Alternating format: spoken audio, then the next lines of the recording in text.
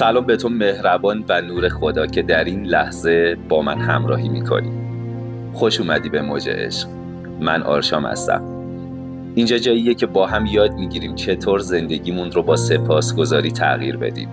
نه فقط سپاسگزاری ساده، بلکه سپاسگزاری واقعی، آگاهانه، پر از قدرت و هدفمند. شاید فکر کنی سپاسگزاری یه چیز ساده است، اما حقیقت اینه که وقتی سپاسگزاری رو با هدف و احساس عمیق قلبی وارد زندگیت میکنی، زندگیت شروع میکنه به تغییر. این تکنیک ذهنی و احساسی است که میتونه ارتعاشات و انرژی ها رو تغییر بده.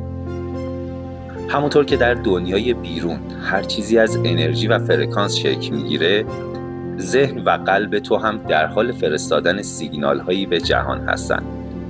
وقتی تمرکز میکنی روی چیزهایی که داری، روی چیزهایی که باعث احساس خوب میشه، همراه با سپاسگزاری، این ارتعاشات به جهان فرستاده میشن و نتیجهش میشه فرصتهای جدید، احساس خوب و زندگی سرشار از سلامتی، ثروت و شادی. حالا بیا برای شروع تمرین ساده رو با هم انجام بدیم. چشمانت رو ببند و فقط یه لحظه به چیزی که واقعاً قدردانش هستی فکر کن.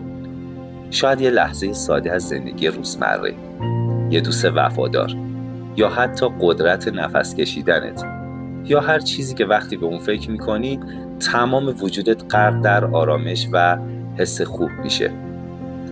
اون حس گرمی که از دل به ذهن میاد رو حس میکنی؟ همون لحظه، همون انرژی، همون شکوه، همون لبخند از ته قلبت شروع همه چیزه. تکنیک سپاسگزاری به این سادگی ها نیست که فکر میکنی. یه فرمول قدرتمندیه که با تکرار روزانه میتونه زندگی تو تغییر بده. و اینجاست که ما در موج عشق بهت کمک میکنیم این تکنیک ها رو تبدیل کنی به بخشی جدا نشدنی از زندگیت. تو قرار نتایج ملموس رو حس کنی و شروع کنی به ساختن نسخه جدیدی از خودت. نسخه‌ای که قدر همه چیز رو میدونه، حتی لحظات کوچک، و از همون لحظات یه زندگی بزرگتر میسازه. اما این فقط یه ویدئو نیست، این یه شروع سفر به سمت زندگی که شایستش هستی.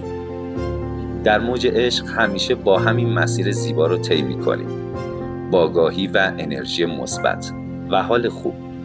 پس این راه رو با هم ادامه میدیم. ممنون که تا این لحظه با من بودی نور خدا. اگر حس کردی این انرژی و این مسیر زیبا میتونه زندگی تو تغییر بده، خیلی خوشحال میشم که تو این سفر با هم باشیم. موج عشق همیشه با تو هست و هر لحظه تو رو به مرحله جدیدی میرسونه.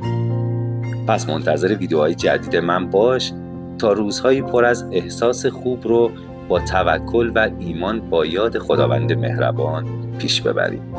با عشق، از موج عشق، آرشام.